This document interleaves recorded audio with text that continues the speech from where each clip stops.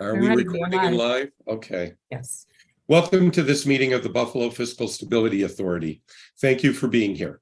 This meeting is being conducted virtually in honor of our commitment to Governor Hochul's Get There Green Week, in which we pledge to reduce greenhouse emissions by holding this specific meeting over Zoom.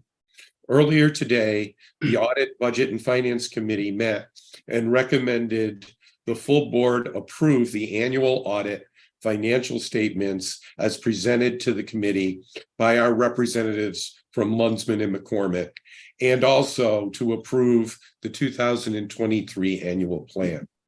Our agenda today includes a presentation of the new commissary for the Buffalo School District, discussion on the modified ARPA recovery plan, a review of the final 2024 capital budget, and related five-year capital plan.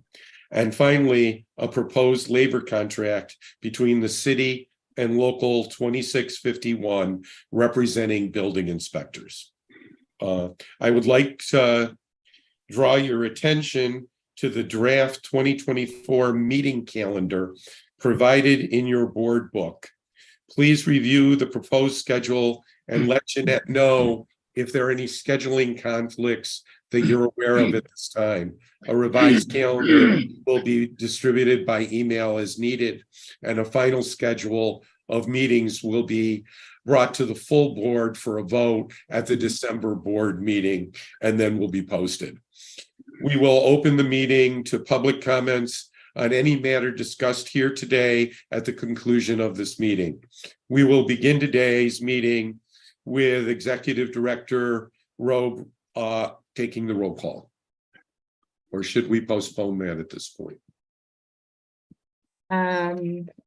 Yeah, I think, well, I'll take the roll call and then you should be joining shortly.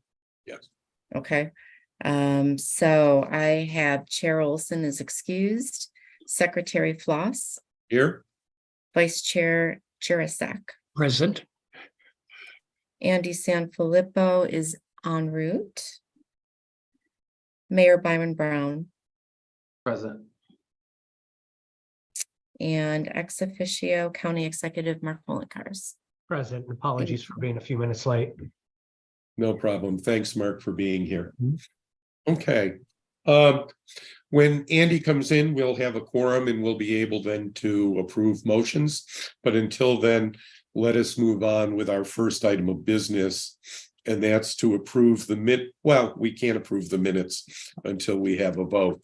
But let's move on to the recommendation by the Audit, Finance, and Budget Committee to approve both the 2023 audited financial statements and the 2023 annual report. BFSA is required to file both these items with the New York State Controller's Office. Additionally, these items will be submitted to various New York State officials and local offices, and will also be posted to the BFSA website. Copies of these reports are under tab 2 in your book.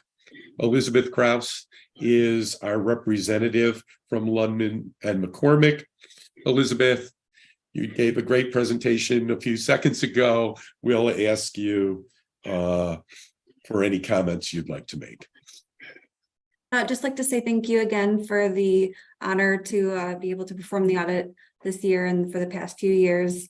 If there is any questions you have from the presentation I made, I'd be happy to answer them here or at a future time if there's more detail involved. Thank you, Elizabeth.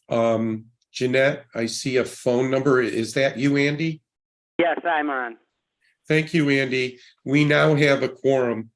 If I can go back and approve the minutes from the July 26th, 2023 meeting. Is there a second? Jeanette, and then Andy. All those in favor of approving the minutes, say aye. Aye. Aye. Opposed? Andy, we've gone over a lot of the financial reports. Do you have any questions? No. Okay, thank you. Elizabeth, thank you. Does anyone else have a question for Elizabeth on our financial reports? Great. We really appreciate all the hard work that you've done and your team, and thank your entire team from us, because we really do appreciate the camaraderie and the excellence for which you purport yourself. We appreciate it. Thank you. Thank you so much, everyone. I will now move to affirm the committee's recommendation to approve these two reports. The draft report resolution is under tab 4. Do I have a motion? As moved? As moved, second. Mark? Yeah, I'll Okay. second. Thank you. All those in favor say aye. Aye. Opposed? The reports are accepted. We will move to the next item on our agenda, which is a presentation from Mr. Jim Barnes, the school district CFO, on the new commissary. Mr. Barnes, thank you for being here today. Would you please discuss the commissary? Okay, before we start, you'll see in my picture, that's Andrew Onigi. He is the district's controller. Okay. Andrew and I went through all the rigmarole last year with the departure of the CFO and the controller and the head of purchasing. And we've just worked wonderfully as a team this year, and we just completed our most recent audit with Lumsden and all our state aid submissions, and he's doing a phenomenal job. So I just wanted him to be on the call, and if you guys would care to introduce yourselves, I'd appreciate it.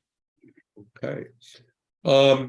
My name's Fred Floss. I'm the secretary of the Buffalo Fiscal Stability Authority.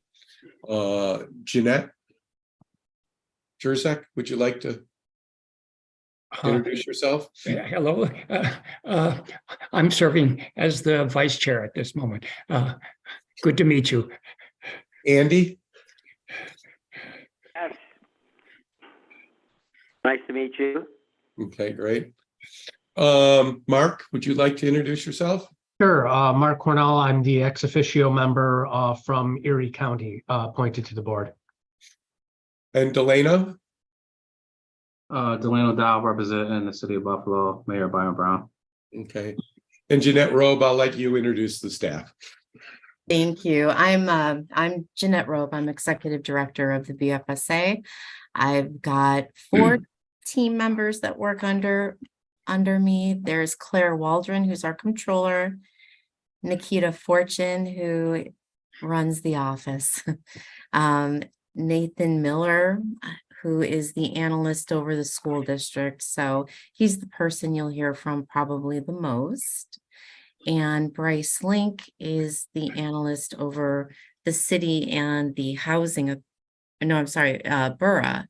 And you'll hear from him from time to time as well. Nice to meet you. Thank you all very much. Should I start right in? Go ahead, Jim. Thank you for Thanks. doing this. Could I have the next slide, please? Thank you. So the background information is critical to understand this transaction. At the end of fiscal year 2022 and our just completed audit, our financial statement showed an assigned fund balance within food service of $37,794,000 and a total fund balance in food service of 39. Those numbers largely remained unchanged with the recent audit. And then within the auditor's management letter was noted that that amount exceeds the New York State regulation that fund balance should not exceed 3 months average expenditures, or about 7.5. So in response to those auditors' observations, we submitted a plan for reducing the excess fund balance to the New York State Child and Nutrition Administration. And that plan included equipment and technology, a new building lease, contract settlement costs, and other things. That was approved wholeheartedly by New York State, but that didn't constitute the final approval for this specific project, which we've subsequently received.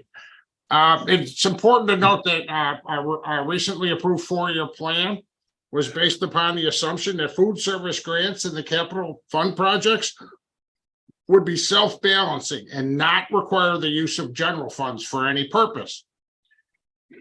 What the numbers you'll see, which are final for this commissary project, does require the use of general funds, but we filtered all of those projections through our existing four-year plan. I want everyone to be aware of that. Next slide, please. So transaction assumptions. We looked at a variety of options, a straight lease with an annual escalation clause, by far the most expensive. State education facilities prohibits a lease with a purchase option. So the current option being analyzed, straight purchase from the developer, is the best economic solution to this item. I'm going to skip to the third bullet. Due to constraints on food service funds being used to purchase a building, the BPS General Fund will purchase the building. The city will hold title, and then we will enter into a lease arrangement with the food service. The exact timing and the amounts depend upon the operating results of food service going forward. There's certainly a huge amount, a $38 million fund balance that can be used right away to repay the general fund, so to speak. But you don't want to deplete that fund down to nothing. So the proposed transaction in this presentation has not been approved by the state. It has been now. We had numerous conversations with New York State Food Administration, and they've approved this transaction. They're fully aware of how it's structured. The bottom bullet here, the current lease ends September 2025. Construction is expected to be completed in March of 2025. And all of the construction will be handled by McGuire Development Corp. Next slide, please. So assumptions that are underlying the projects. The total cost is $44,223,000. That amount is greater than the current food service fund balance. So as I stated up front, this is going to take some funding from the general fund to complete this project. Food service projections that you'll see in a minute, they include no overall staff increases and the award of a $5 million grant from the federal government for equipment purchases. Again, we were very conservative and very thorough in constructing our projections, including an analysis of the historical data. Pre-COVID, in the years 2015 through 19, food service was generating small deficits in the 4 out of the 5 years. Surpluses were recorded in 2020 to 2022 due to significant increases in reimbursement rates from the COVID funding. So our projections going forward show small deficits, largely due to new staff contracts, increased food costs, and the unknowns associated with this new commissary project and the switch to the cook to chill model. So very conservatively put together. Our external auditors, Lumsden, has reviewed and those projections, and they had no recommended changes. They did express some concern over potential construction or equipment cost overruns and the ability of food service to generate surpluses. A $4.5 million contingency for those concerns was built into our financial model. So a quick summary, quantitating some of what I said. The investment cost, purchase price, $38,850,000 based upon the latest agreement with McGuire. The soft costs, such as architectural fees, that's included in the 38.8. Then there's going to be some new equipment required, about $5.4 million. That was developed from a detailed and exhaustively audited list that was provided by food service. There shouldn't be any surprises there. So the total cost of this project is 44.2 million. So where does that money come from? We're going to use $28 million of food service fund balance.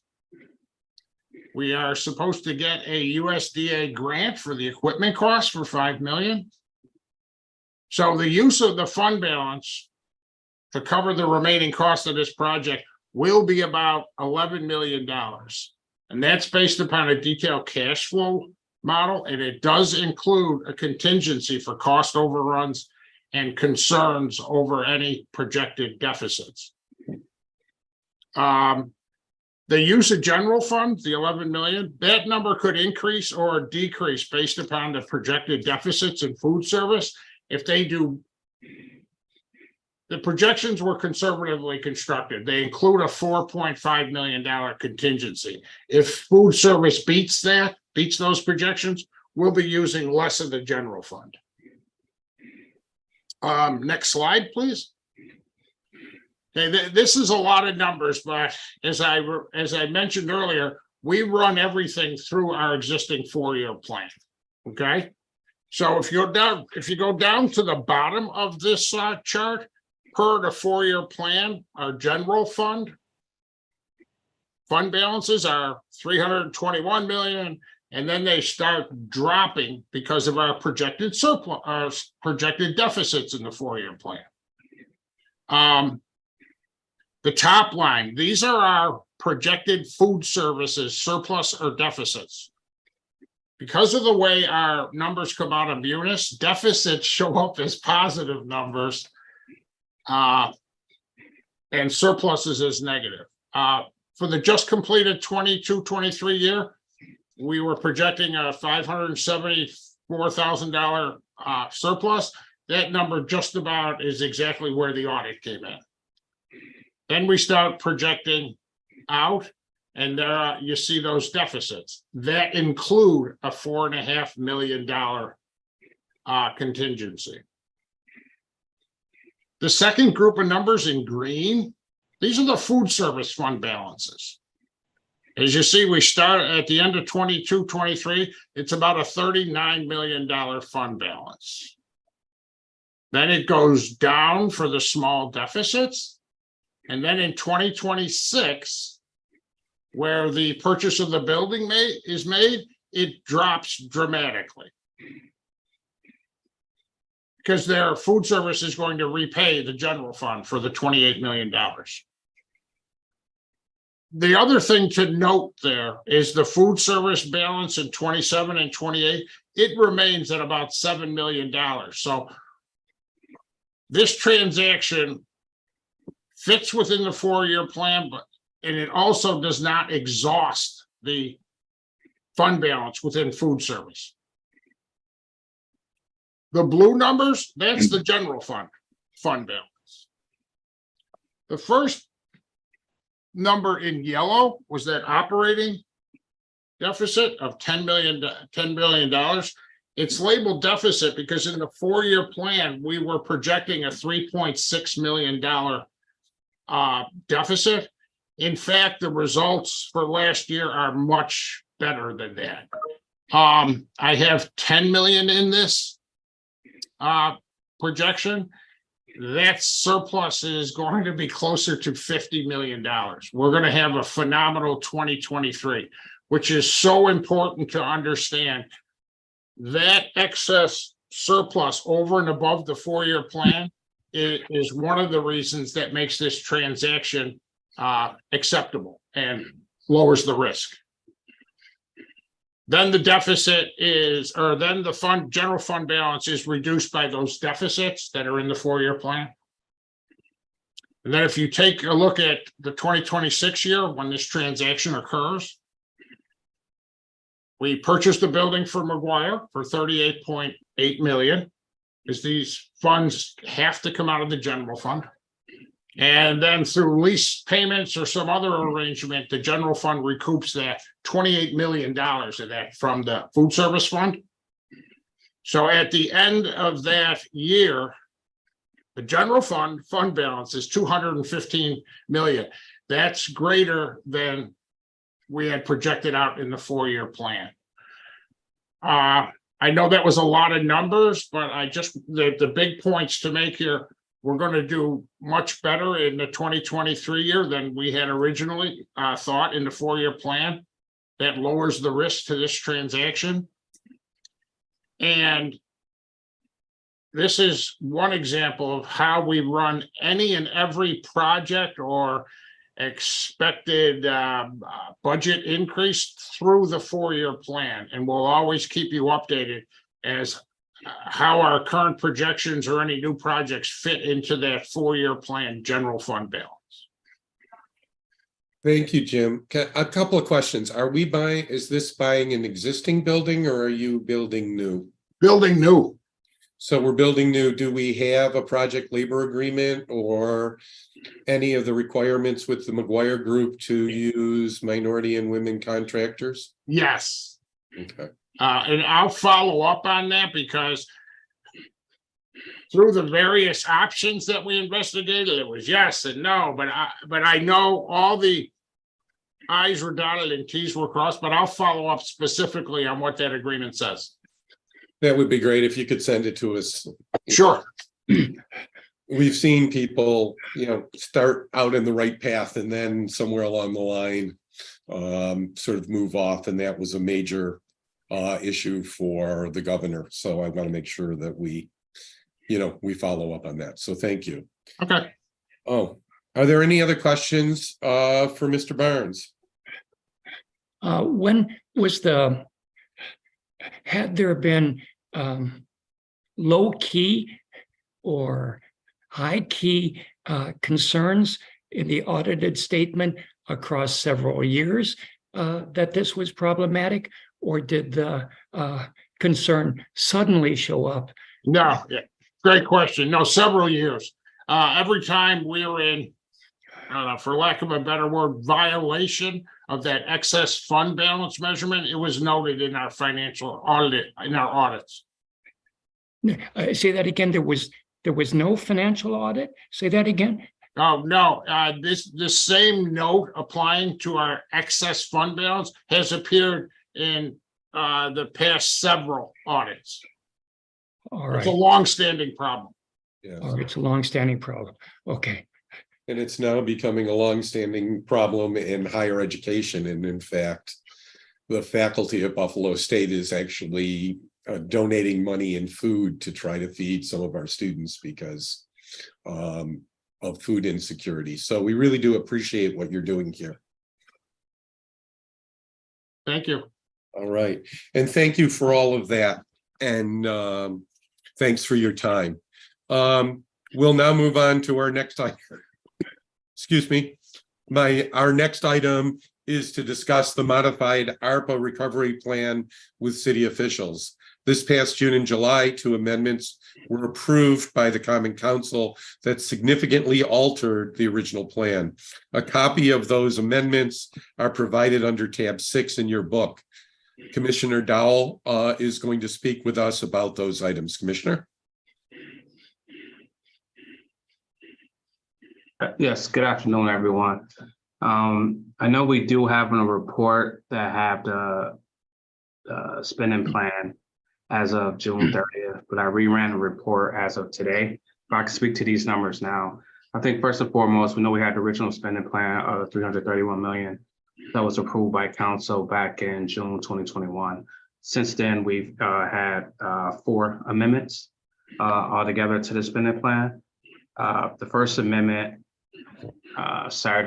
was to set up a budget for a patient care report for Buffalo Fire for $300,000. So we set up a budget for $300,000, and then we reduce our unallocated our dollars by that $300,000. So we had like 1.3 million that we didn't allocate out in the original spending plan for costs that might have came up during the years after the spending plan was approved. The second amendment that we submitted to council was for our road maintenance fund. Basically, we increased that program by, we increased the road maintenance account by $6 million, and then reduce the wraparound services by $3.6 million. That increase in road maintenance basically was supposed to replace,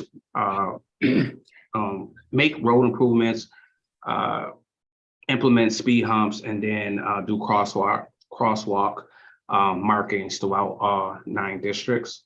The third amendment that was approved by the council, we basically initially was having discussions about paying out a premium pay to city employees who worked during the pandemic per the Treasury guidelines. We end up moving $11.1 million, creating a budget for premium pay of $11.1 million, and taking that out of the smart sewer line. So we created a budget for a premium pay for 11.1. I think we spent around, we probably had like $1 million remaining in that account.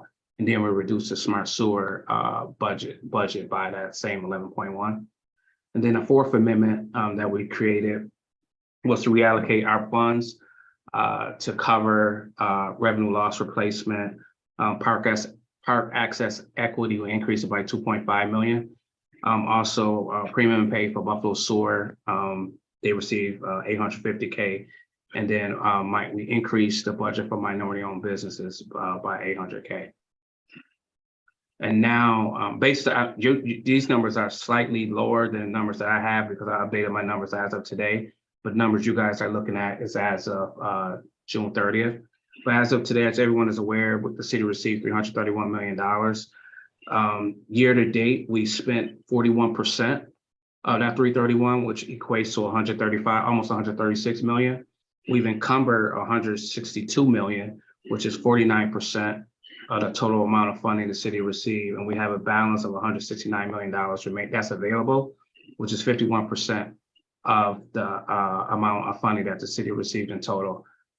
We are fully aware of the Treasury guidelines. We are within the Treasury guidelines as far as encumbering 331 million by 12/31/2024, and then drawing $331 million by 12/31/2026. So in regards to Treasury guidelines, the city is on path to make the Treasury guidelines. We fully understand the concern by the council and people in the individuals in the public, and probably BFSA also. But in regards to the Treasury guidelines, as far as encumbrances and expending, we're within the Treasury guidelines. Any questions or anything that I can answer from this group? So,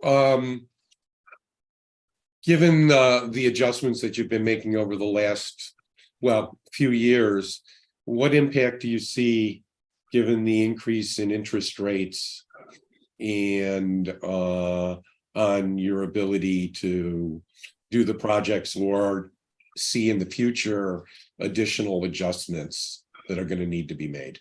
You got to remember that this plan was generated in 2021. At the time, the individuals who created the plan, that's the idea, and that's basically what they came up with. I think the city of Buffalo has been recognized as one of the municipalities that did create a plan back at that point and to fully allocate out the full 331.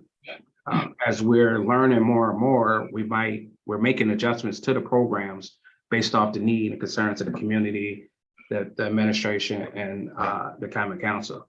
It's not to say that we won't have another amendment, but we're moving money around to what we think is best for the city of Buffalo taxpayers and citizens.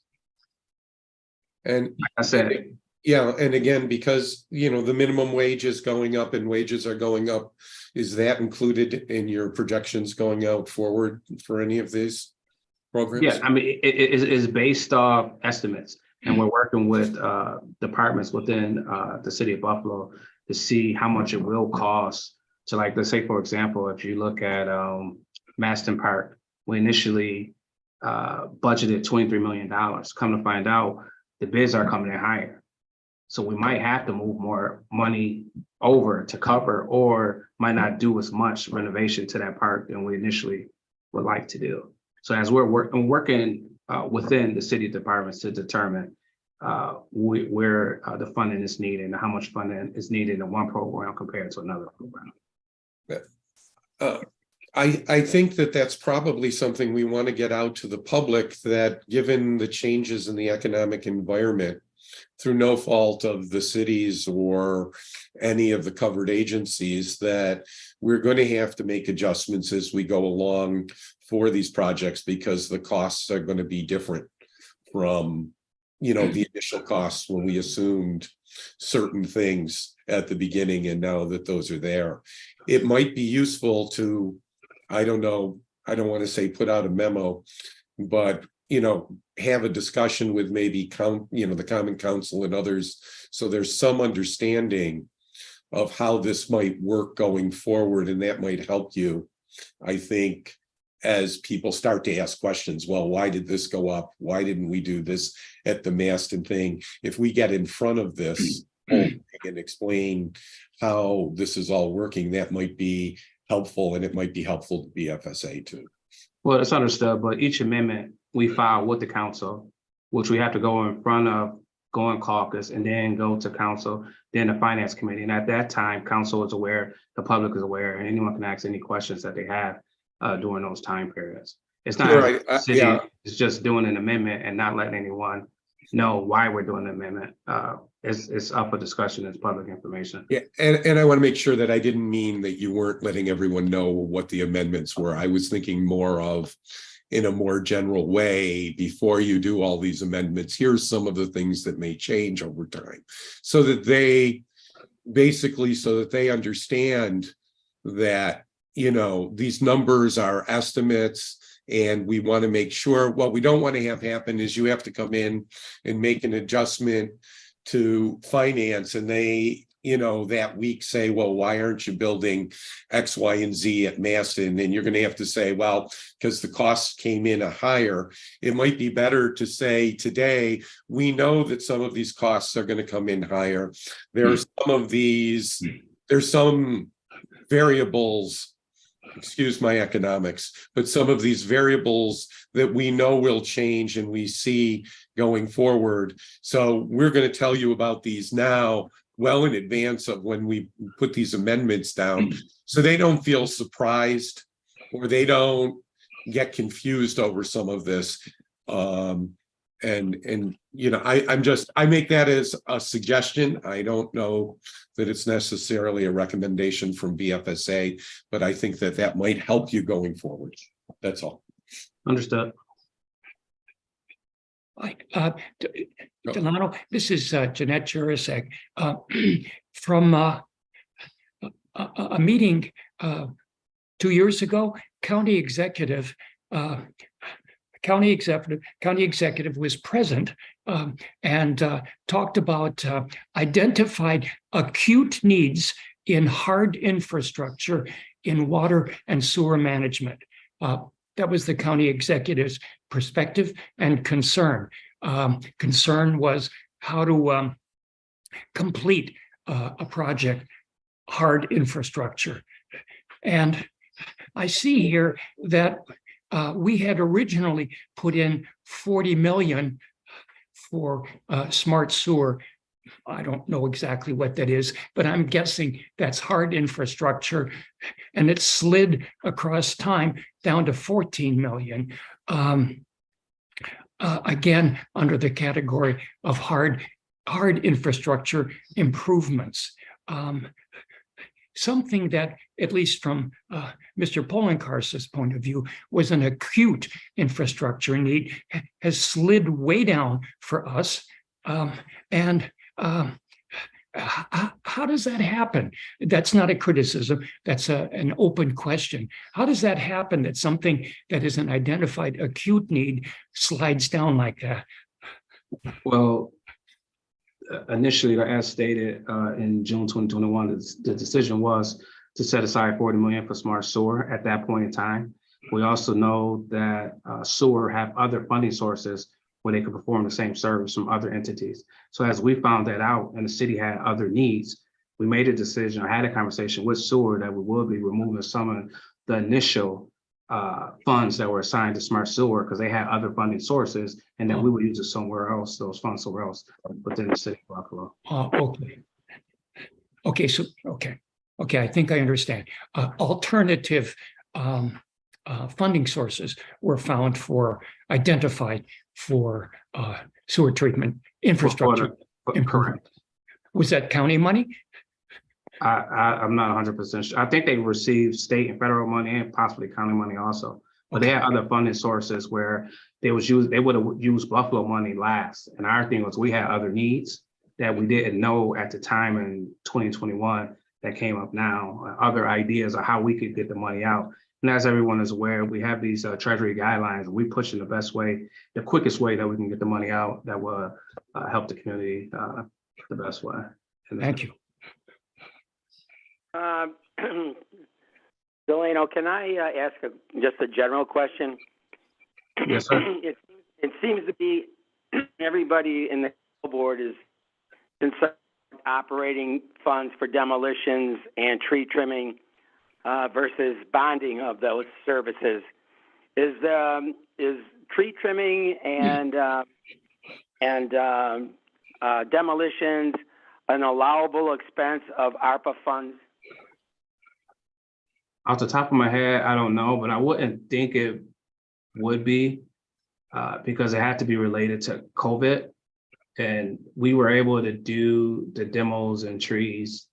Well, you might be able to only maybe to cover the cost for. Okay, it seems as though some incidental expenditures, there's this difference in interpretation as to whether it's general fund money or bond fund money. And I just thought maybe we could settle that argument if it was an allowable expenditure of ARPA revenues to have it included within the budget. Right, I understood, Andy, and I know we've been going back and forth, but I know New York local finance law do allow us to use bond funds to cover the costs for trees and vehicles. But another thing is when we do, if we create another program. I just want my fellow board members to be able to sleep at night. Yeah, I mean, we have the documentation scored that is allowable for a city to do.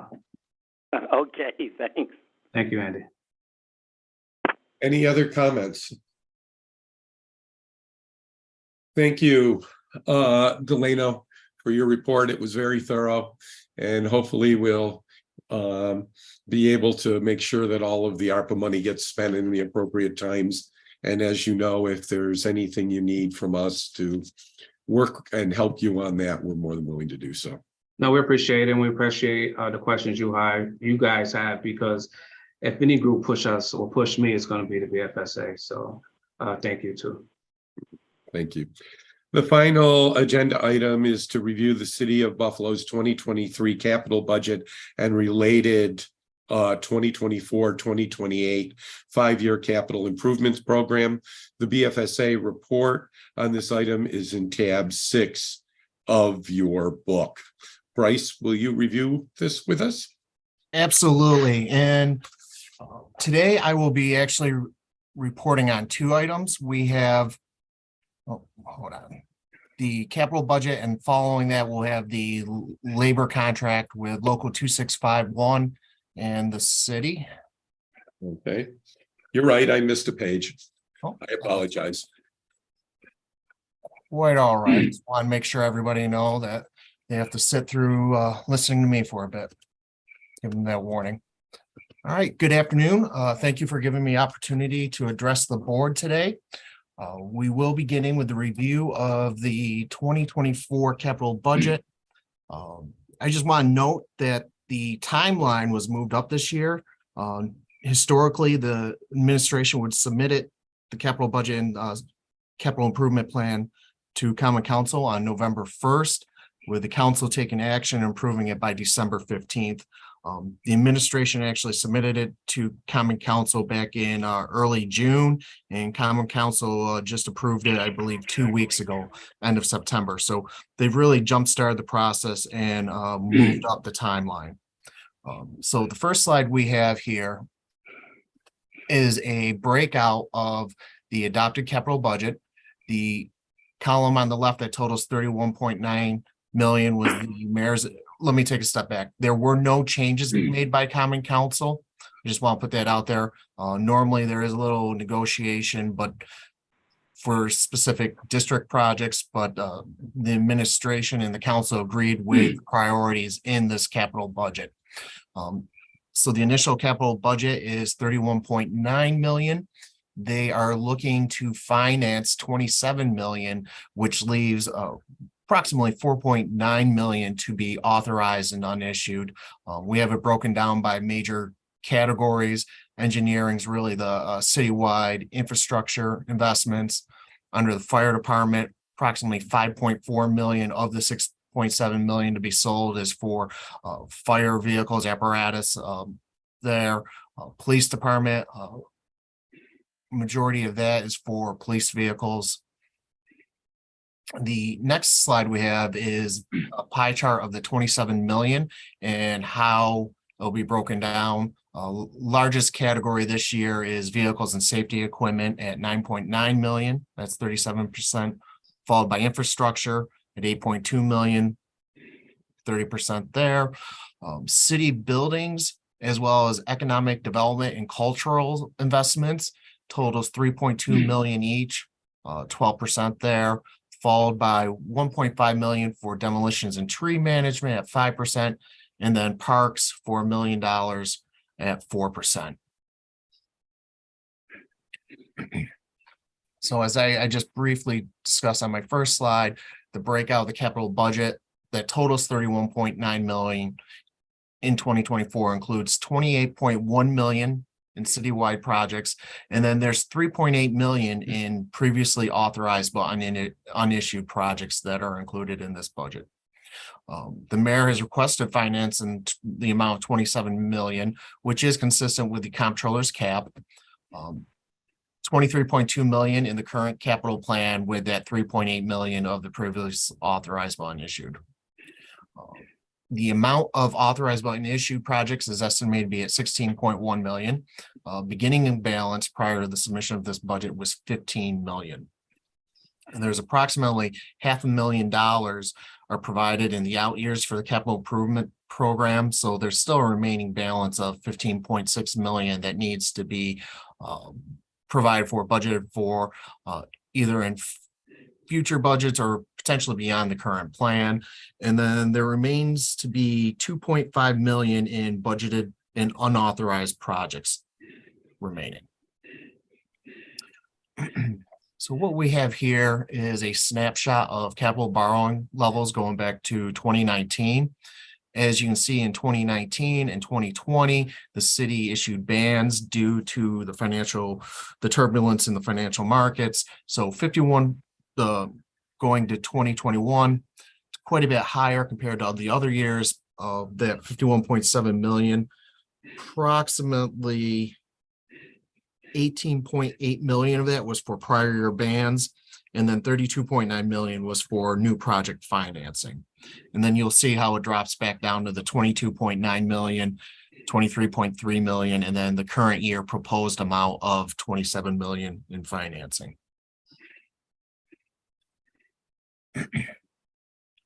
So what we have here is outstanding bond proceeds as of June 30th, 2023. In total, that is 35.5 million going back to fiscal year 2016 or calendar year 2016.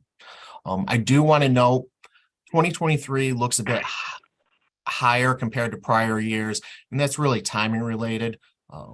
Historically, we'll be looking at this in early December, so we'd have expenditures and encumbrances up through November 1st, whereas this is as June 30th. So it's not really capturing any any of the expenditures or encumbrances the city's made July, August, September, and going forward into October. So I just want to make that note there, and that in a few months we'll get an update and be able to see where these expenditures have been through the first 6 months of the current fiscal year.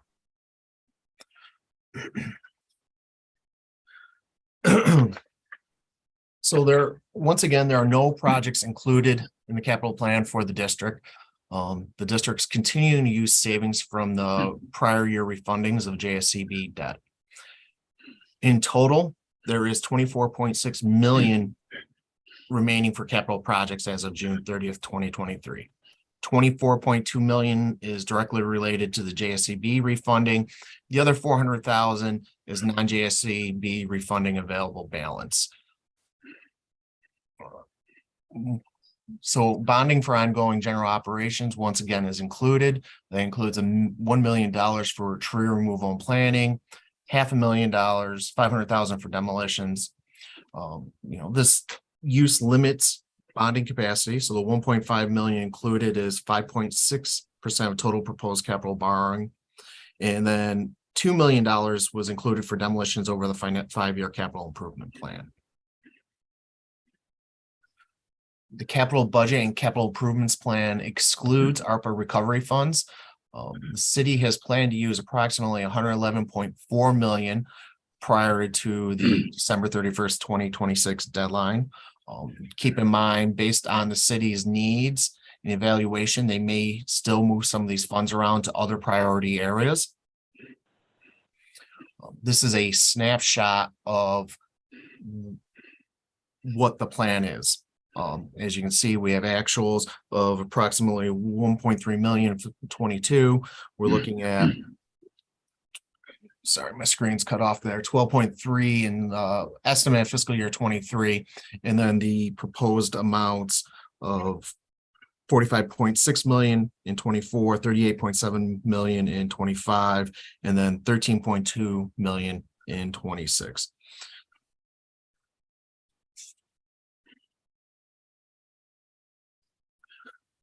Moving on to the recommendations, BFSA continues to recommend that a funding plan be established to determine when those projects that have been authorized but not currently funded may proceed. As was stated, there's 15.6 million that have been approved with no funding identified over the next 5 years.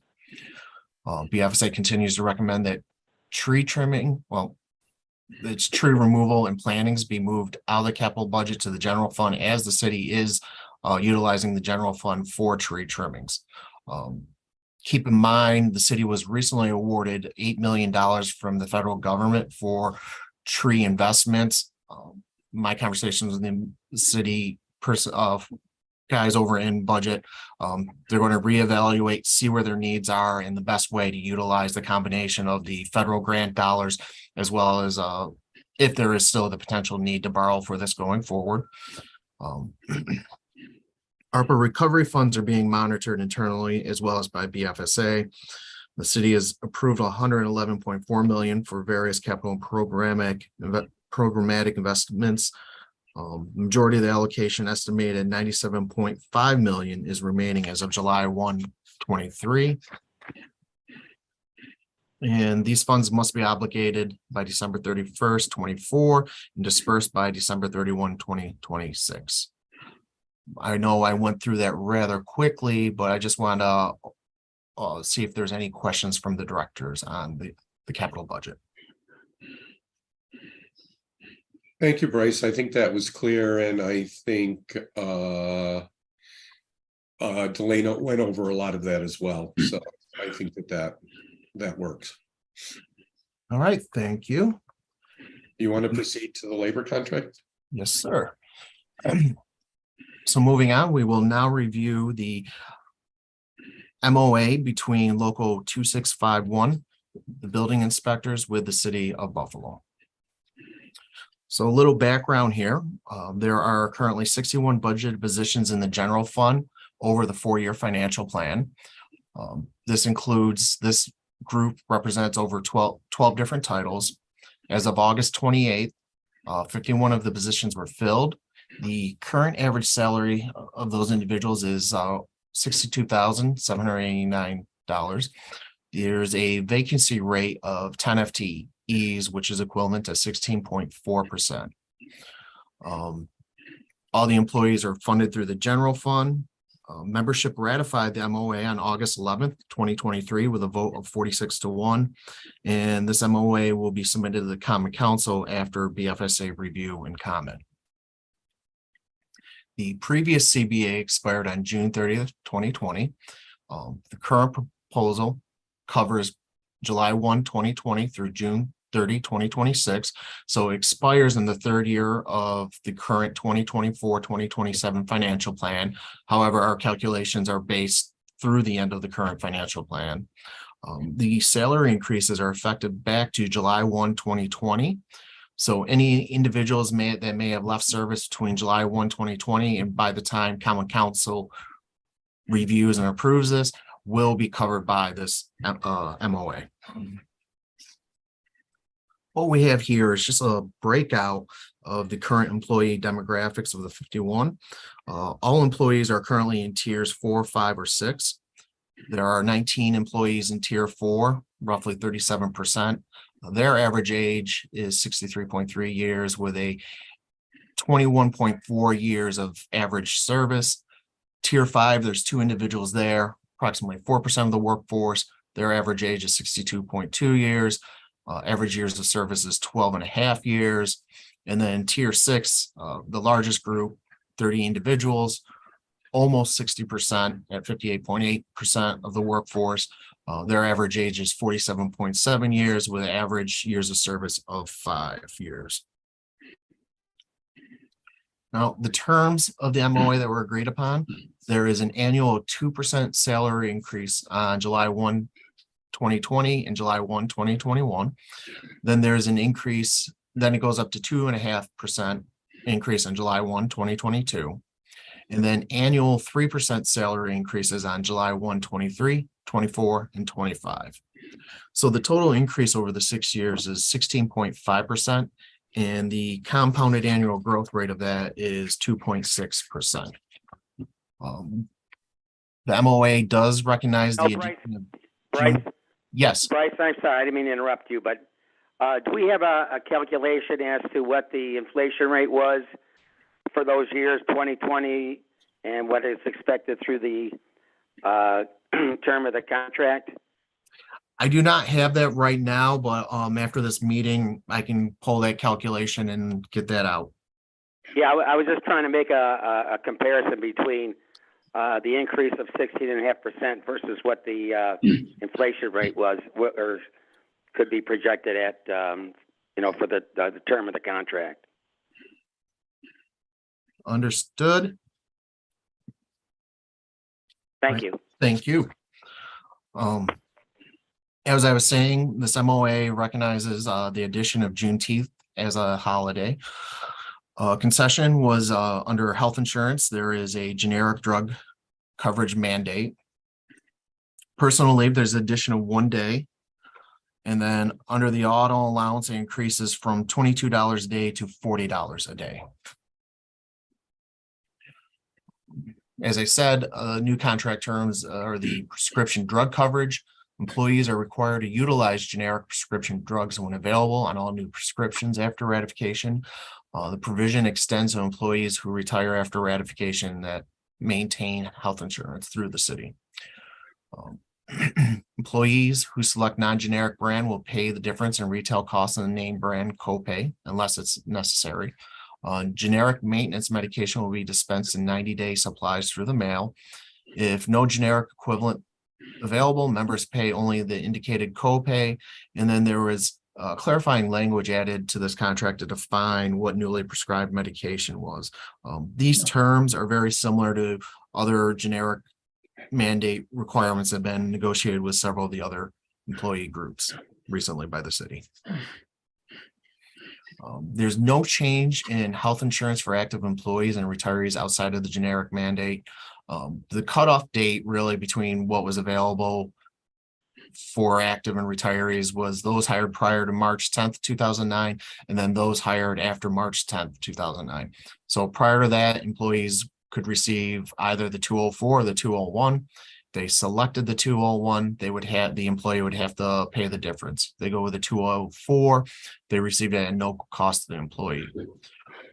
Bryce, I'm just going to do my normal objection and say that family coverage should be a higher percentage than single coverage in all of our contracts, because that essentially says that everybody should take family coverage, which is more expensive to the city. Thank you.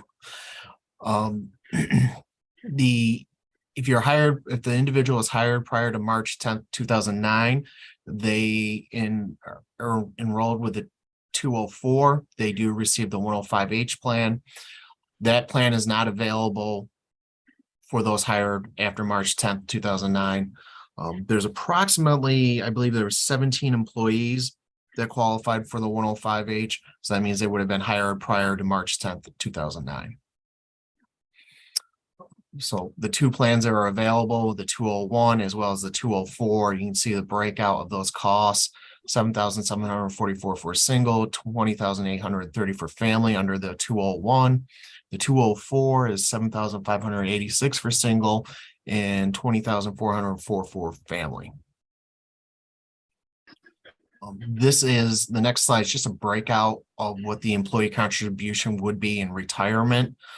Significant thing here you'll see is that any employees hired post June 15th, 2016 are ineligible to receive health insurance and retirement from the city. And then the contribution rates for those hired between March 10th, 2009 through the June 15th, 2016. 20 years of service, it's 15% for family coverage, 25% for single. And then there's that escalator of 25% for family coverage, 35% for single, and then under 15 to 20 years. And then between 10 and 15 years, that amount increases to 35% or 45%.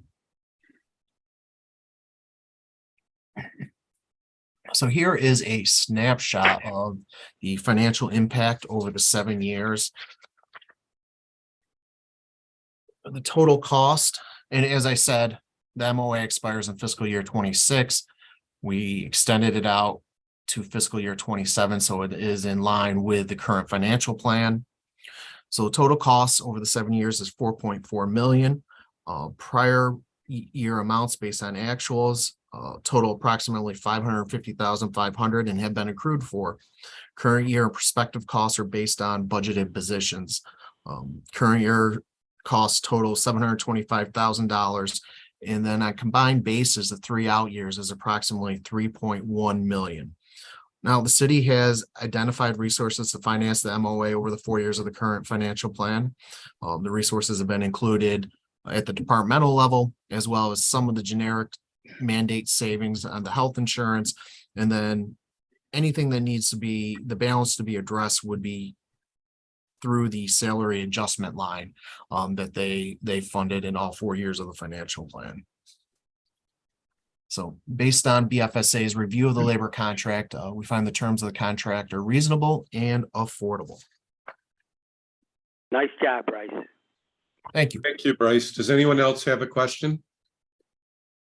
Any other statements?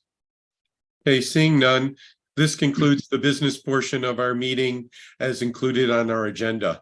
Are there any new business matters that need to be discussed? Seeing none, I'll open the floor now to the public for any comments or items that they want to discuss that we discussed today. And Director Floss, I just want to let you know, we do have representatives from Local 2651 on the call today. Okay. Well, thank you for working hard and putting together what I think is a very reasonable contract for your members. And I think going forward, it's going to help the citizens of the city of Buffalo as well. So thanks very much. Thank you for that, too. Keep up the good work, guys. Yeah. Kevin, do you want to say anything? Nope. Okay. This concludes the meeting of the Buffalo Fiscal Stability Authority. I'll accept a motion to adjourn. So moved. All right. All those in favor say aye. Aye. Opposed? Aye. We are adjourned. Thank you, everybody. Bye. Thank you, everybody.